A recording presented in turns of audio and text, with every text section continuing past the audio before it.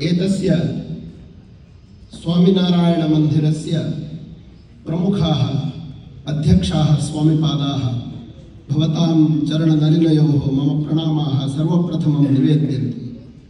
अन्ये च साधु शिरोमणयः दीक्षारताः अत्र ये समुपस्थिताः सन्ति स्वामिपादाः तेषां चरणनलिनेषु मम प्रणामाः निवेद्यन्ते। अस्माकं मध्ये विराजन्ते बिहार राज्यस्य राज्यपालाः स्वनामधन्याः आरिफ मोहम्मद खान महाशयाः तेषां कृते मम प्रणामाः विनिवेद्यन्ते।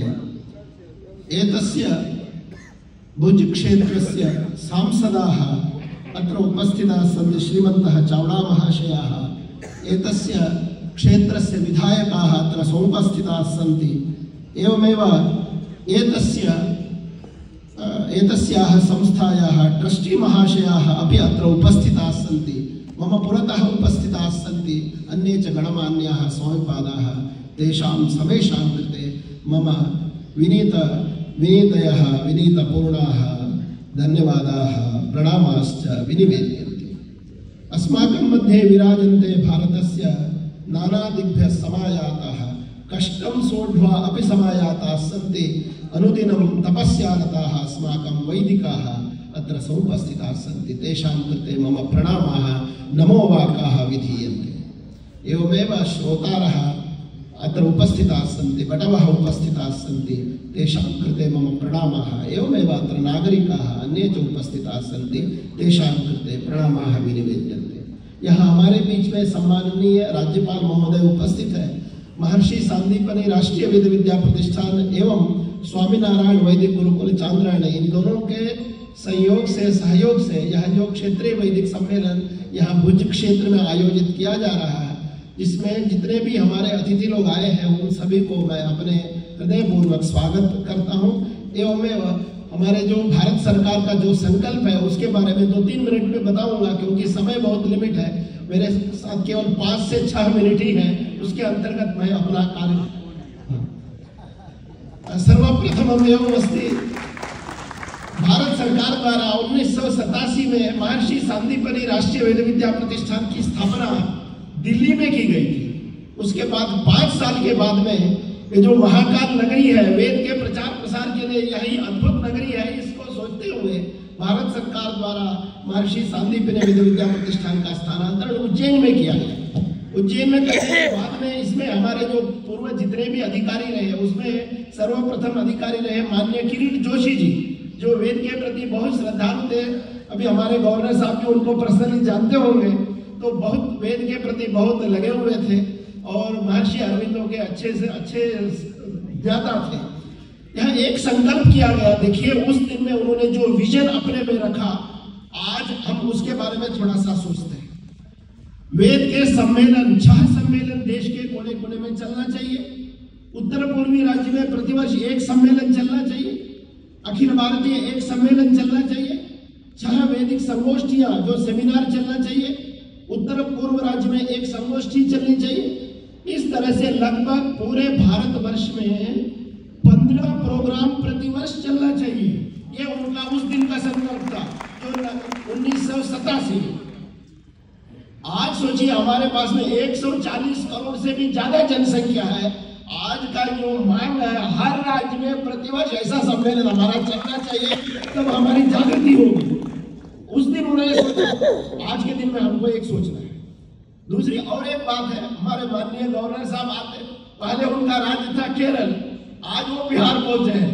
दोनों राज्यों में जो सीमांत प्रदेश लगता है, शायद अगर हम इस बात को कहेंगे उनसे हमको और भी आगे बढ़ने के लिए आशीर्वाद मिलेगा।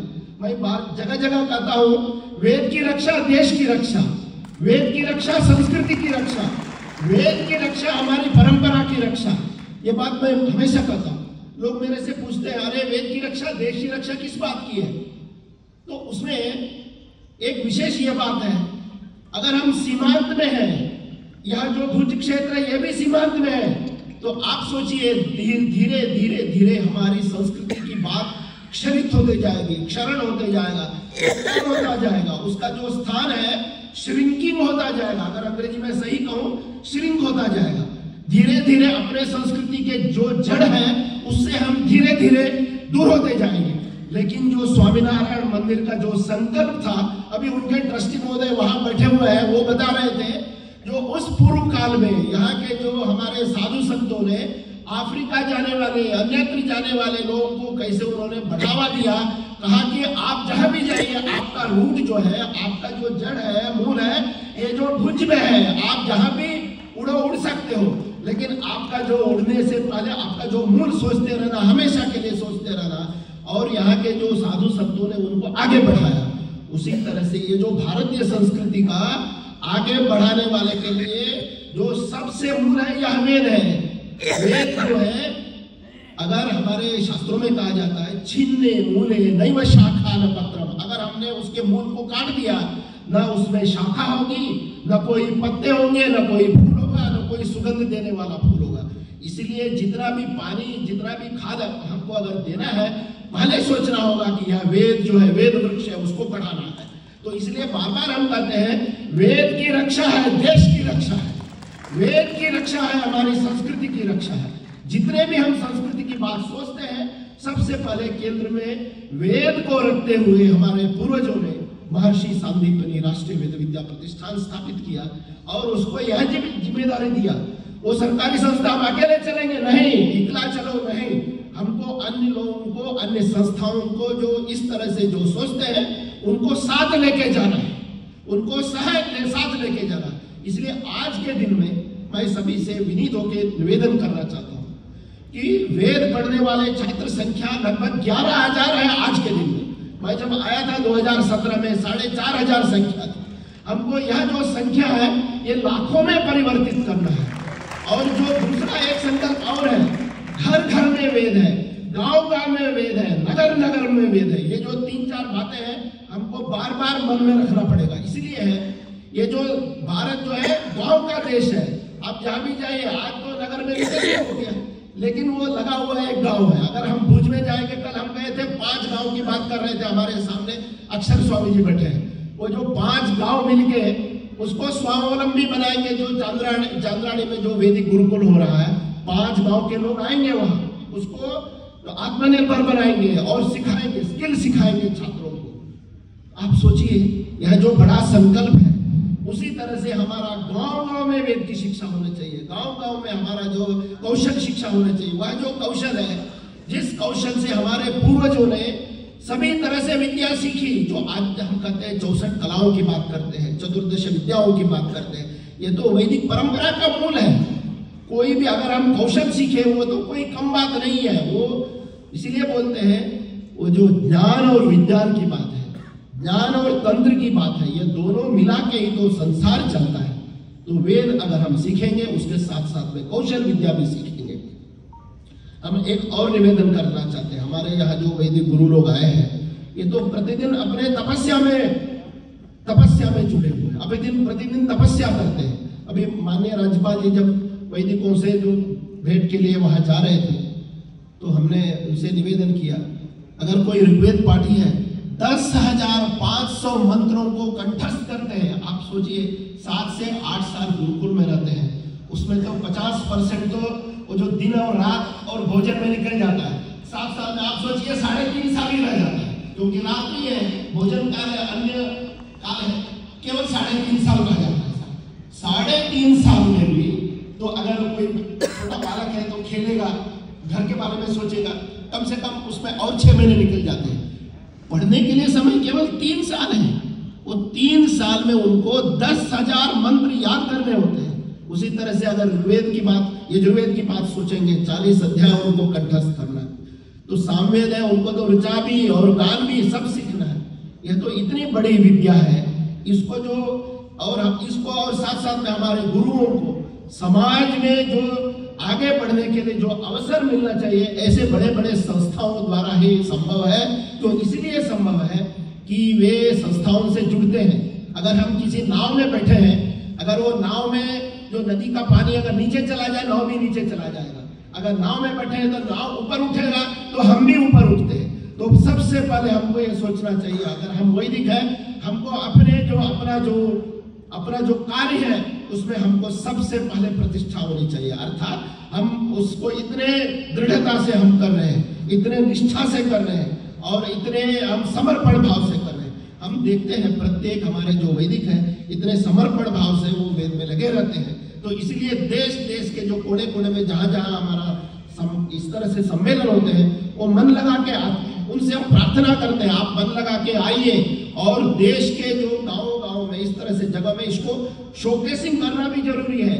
हम अपने विद्यालयों में तो पढ़ते हैं पढ़ाते हैं, लेकिन समाज भी तो जाने हमारा इस वेद का महत्व को। हम पहले से कहते हैं ये जो साक्षात भगवान का ये जो मूर्ति है तनु है जिसको वेद मूर्ति कहते हैं, इनके द्वारा जो तपस्या हो रही है वो तपस्या का जो अनुभव, उसका आनंद, उनका जो तपस्या का जो लेवल है वो हम लोग समझते हैं। तो इसलिए हम आपको भी बार बार प्रणाम करते हैं और आपका जो तपस्या है तपस्या का फल और भी आगे बढ़ना चाहिए ताकि हम लोग हर गांव में, हर नगर में, हर जिला में, हर जिला केंद्र में हम इस तरह के वेद पाठशाला को, वेद के गुरुकुल को हम खोल सके।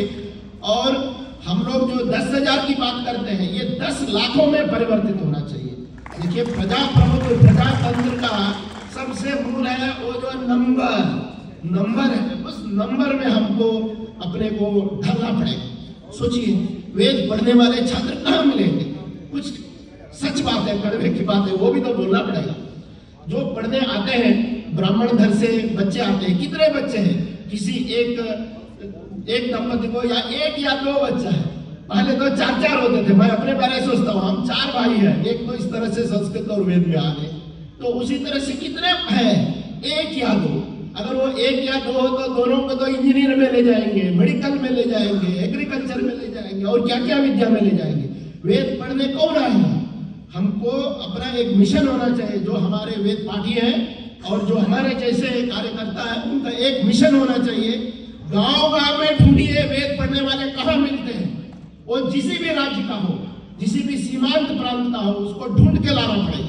ऐसे स्थिति आएगी, नहीं तो हमारे कक्षाओं में वेद पाठी नहीं मिलेगा, वेद पढ़ने वाला छात्र नहीं मिलेगा। उस छात्र को हमारे साथ जोड़ना पड़ेगा। वो जहां भी हो, बिहार का होगा तब भी महाराष्ट्र में आएगा, उत्तर प्रदेश का होगा तब भी केरल में आएगा, तो केरल का होगा तब भी कर्नाटक में आएगा, आंध्रा का होगा तो भी वो बंगाल में जाएगा। आप सोचिए, यह इस तरह की बात हमको सोचना पड़ेगा। दूसरी और एक बात है, इस सम्मेलन में हमको आत्ममंथन का समय है। ये हम तो उत्सव तो मनाते ही है, उत्सव का भी समय है, आत्ममंथन का भी समय है। आप सोचिए, हमने देखा माध्यमिक शाखा के लोग हैं, अगर हम कर्नाटक, केरल, आंध्र प्रदेश में करते हैं सम्मेलन, आपको 33 शाखा के मिलेंगे। हमारे कुछ शाखाएं इस तरह से विलुप्त हो जाएंगी आने वाले समय में। इसलिए तपस्या करते हुए छात्रों को ढूंढिए और लाइए, छात्रों को जोड़िए। जो हम इतिहास की बात करते हैं 1131 शाखाएं थी, आज के दिन केवल जो है 10 शाखाएं बच गई है। 1131 शाखा से अब आज के दिन 10 शाखाएं बच गई है। और इन शाखाओं का और प्रसार अगर करना है, हमको यह बताना पड़ेगा वेद की रक्षा, देश की रक्षा, वेद की रक्षा, संस्कृति की रक्षा, वेद की रक्षा, विद्याओं की रक्षा, ये बार बार बताना पड़ेगा, इसका प्रचार करना पड़ेगा। आप सभी से मैं यही विनती करता हूँ, हम इसी मिशन में आगे बढ़े और सभी का सहकार हमको प्राप्त हो और आप सभी लोग आए। इसलिए धन्यवाद, नमस्कार, प्रणाम। खूब खूब धन्यवाद। श्रीमान विरूपाक्ष जी ने खूब जोशीली भाषा में वेद की रक्षा, देश की रक्षा की बात हमारे सामने प्रशस्त की।